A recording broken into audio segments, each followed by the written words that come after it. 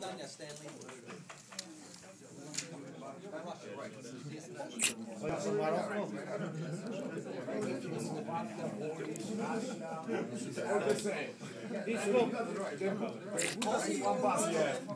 Each cross is free from Morocco. Algeria. Class is still in session. All right. Go, David! Take it easy. All right. No, we got it. There's two parts to this shit sandwich. You got the shit, then you got the bidding. And Franklin's going to talk a little bit about the bidding. I'm going to explain about a little bit of the bids. Do you know, some of you guys know about what is the bids? Do you know what is the bid? Yes. What is that? Bid is when you go in, you put a proposal in on a job site. All right. So how the companies get that information to put the quotes on the job?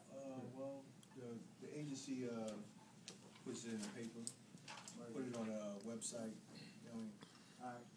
So also, how we can use the shield sandwich in the bid process? Do you know how we can use that?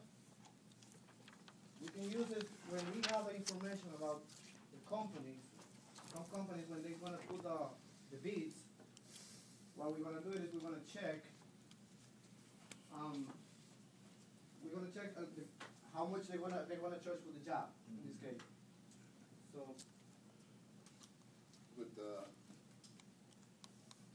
thing with the shit sandwich and the bidding, it goes together because when we get the salts and we get the information from the salts, then what we take is that information, we put it all together. That's a tool that we have. So when we go to the bids, to the public bids, because these are public jobs, we're able to take this information and use it against these companies. Because normally these companies, they're paying in cash, they're not paying the overtime, they have OSHA violations, they don't pay the prevailing wage on a prevailing wage job. So we take these tools, yes, Dan? So you're saying the non-union companies, they put a lower bid because they're cheating in the workers' Absolutely. wage Absolutely. and not paying the prevailing wage. Right, we see this every day. You know, we bump into workers every day, and what do we hear? What's their main complaint? You know, we only get paid $10 an hour, $12 an hour, $15 an hour. Ready? So where's the connection between the lowest responsible contractor and the valuations? You know, valuations we will find on Right. on the That's salt. the question, because what the SALT gives us, the information he gives us, we take this, and when the bid is up, when we're at the bid process, we could go to the DPMC and we could show them, look, this company, this is what they're doing out there. You know, how could this be the lowest responsible bidder when they don't do this, they don't do that, they don't do that? That's why everything else comes together. This is all a puzzle, and every piece comes together. That's why with the sorting, the organizing, the house call, everything comes together. So with the shit sandwich and the bidding, it's all one unit. It all works together. We need those salts to get the information to get to the bidders. Then.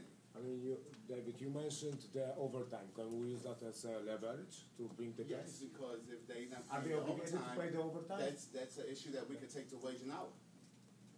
You know, if the paycheck, and he says he worked 50 hours, but on the paycheck it says 12 hours, and we get 10 guys that say we work 50 hours, so that's something that we could take to wage an hour, and we can open up a case. okay. And also when they put the bids, when these companies, when they bidding for this project, there's no union companies. What they try to do is put the lower price than our contractors, union contractors. Why? Because most of the time, what he said, they don't pay prevailing wage, they cheating the workers, safety, they have so many violations. And then with the shit sandwich, we find some information right here. When we collect, we can do like a kind of package, and they take to even Board of Education or any public identity, and it show them what kind of problems the company has. Probably we can have the possibility to, you know, to the lowest bidder, even no union, we can pull out. Can you debar the company from bidding for public jobs? Yes, yes, we can do that. In many occasions, we've had success with that, getting the company debarred, because we've proven that they don't comply with the rules and regulations of the industry. So, you know, it's a touchy salt has to be good. You just can't get anybody to salt. Say, hey, you look like you can salt, and send them in. You have to have qualified people to be able to get the right information, because that's what we're looking for. We're looking for the right information. Because anybody can tell you, yeah, I can, but that's not what we want. We want the correct information so we can do the most damage when we go to these bids. Standing. So you're saying, if you put a salt to the company, you can find out the information, actually the salt is working as a bricklayer, or he's working some specialized trade job, and he's under the certified payroll as a labor, the lowest pay, so you can use that information against the company. Right. What we're going to do is we're going to gather information. We're going to gather all this information, and we're going to take time, and we're going to build a case. Under our research that we've been doing, and it panned out pretty well, that once we go into the certified payroll and we look at the hours that they're putting in, and you can see a certain pattern. You know, I work 3 days a week for months, right? And if, you know, we stood there and counted the guys, there's 5 guys who's working 40 hours a week. So, you know, there's a misconception there. But the worst thing about it, the GC has to sign off on this to give it to the town. So the GC is just as liable as that subcontractor. So you really have to tie both of those people in because they're both lying. Right, that's why the job of an organizer is to go and Oprah all these, Oh, all absolutely. this information to Freedom all the of town halls. information act. We go I out mean, there, we just we do Blue Ridge to the wall. a thorough Arbitration. investigation of all these contracts. I think so in New York, it's already the falsified the payrolls, it's a crime, right? In New Jersey, it's still. It's a slap on the wrist. It's stupid. You get debarred. That's about it. Yes, No, they pay the penalty. That's it. Exactly. So, we are talking about. What is it, $500? Excuse me, if Yeslo has a We are question, talking please. about public money right now, and we found Right.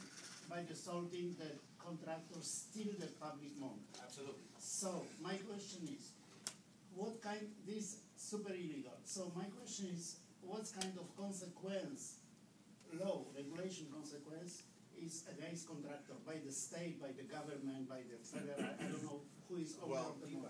first thing first, Yeslo, we have to prove that Yes, they do we it. have approved, we have approved, we did everything what we Right, did, right. that we have I don't know, movies, witness, all the package. And what we can do to push the law against the contractor. No bidding, no any little things around us, no things around in construction. How we are able to do something by law against Right, well, contractor? This is my that- question. that's- Because that's a bigger if step. I know in New York, the contractor is rejected for public works Right. for 2 years. Right. What is over here in New Jersey? You guys are business agent here in New Jersey, so probably you know this answer. Well, the time that for them to get the board, I'm not pretty sure, we'll have to ask somebody, we'll have to find out that information. But it's not a quick process. First of all, we have to get our political people involved to push these boards. So they get the boards coming. But if we come up with the right information and we have the right sources, we could have the information in order to present to the Board of Ed, if it's a school, or if it's a public building, and to present to them, look, this is what this company is doing. We get checks, we overhaul all this information, and we present this to. My question is about the court. About the court? The court. Yeah, go ahead, Brett. Around here in New Jersey, what happens is we're filing for ULPs or going after a contract and trying to get them debarred out of here. You file complaints with the Department of Labor, Department of Wage and Hour, and so many complaints, they start to take notice. They get complaints all the time, but if you give them enough complaints that hold some water, they'll do their own investigation. So once they do their own investigation, they do the audit. They go back 2 years. They try to see where all his money's going. So then after, if what we showed them was right, they eventually find it, and then that's when they go with their ruling, and then, you know, they can get debarred quickly. It doesn't take too long. It could take long, but it could also, it's all up to the Department of Labor, Wage and Hour, how and when they act. I cannot contractor lose the public side, yes?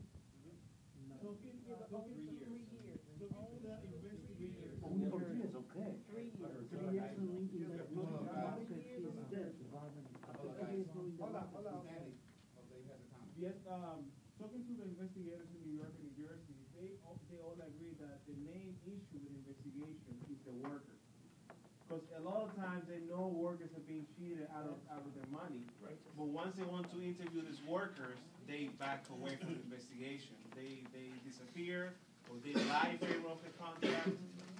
There's a lot of examples in New York, for example, a lady that was entitled to receive about $20,000, but she refused to claim the money, right? And once she got fired from the job, she actually went to claim the money, and she was being given about $4,000, and she went to the organizers to complain. Right, And when they investigated, she told the investigators she only worked with them 2 weeks, instead of telling her how many months she worked there. And but they say that that's the biggest obstacle. Sometimes it looks like they're not doing the job, but sometimes It takes time. the workers are now willing to testify, and that's the main piece. We could submit all the certified payrolls that we want, all the proof, but if the workers don't testify, don't step up, sometimes it dies the investigation. Absolutely. That's a big issue. But going back, give me 1 second, Rick. Going back on what Brett said, these companies, like he said, once you start filing these charges against them, they start adding up. Next thing you know, in a few months, they get investigated. You keep calling the DP, you keep calling OSHA, they keep getting these violations. Next thing you know, within 6 months, a year, they debarred. So that means our job was one less company we have to worry about. Rick? What? Yeah, back in the older days, when we were all tough guys, the rule was when you walked in the bar, the first thing you do was pick the biggest guy in the room and punch him square in the face and knock him out. Right. Nobody else in the bar bothered. Wow. This is it. How about if we applied that same technology to organizing?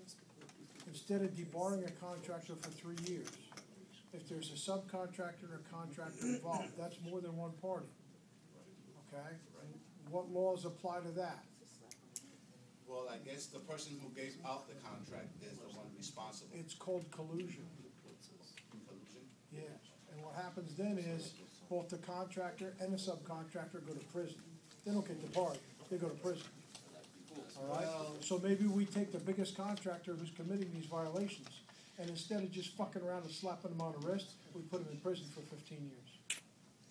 That works, but it doesn't work. And I'm gonna give you a quick example with asbestos, with Dominic Mazza. He got caught dumping tons and tons of asbestos in Long Island. But not too long ago, we walked into a bid opening, and there he was, bidding on the job.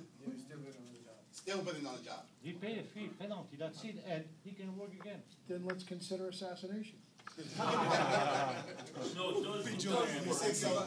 Rick, sometimes the law works and sometimes it doesn't. Okay, good You deal. know, but it depends on us and the work that we do and the field research that we do, the dumpster diving, all that has to do, the salting, what we put together in order to get these companies out of here. We did it to Latier.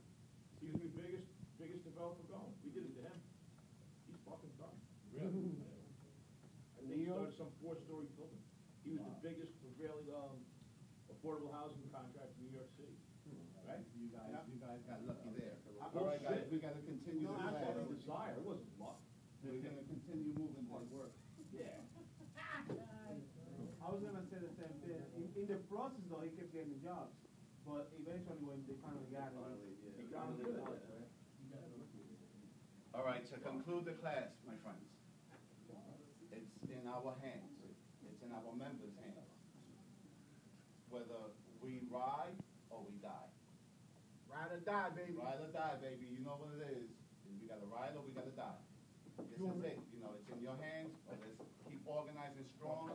Let's keep talking to these people out there. Let's continue doing what we're doing because, like the chart says, we're at 14% now. 5 years from now, where are we gonna be? It's up to you guys. Let's get it.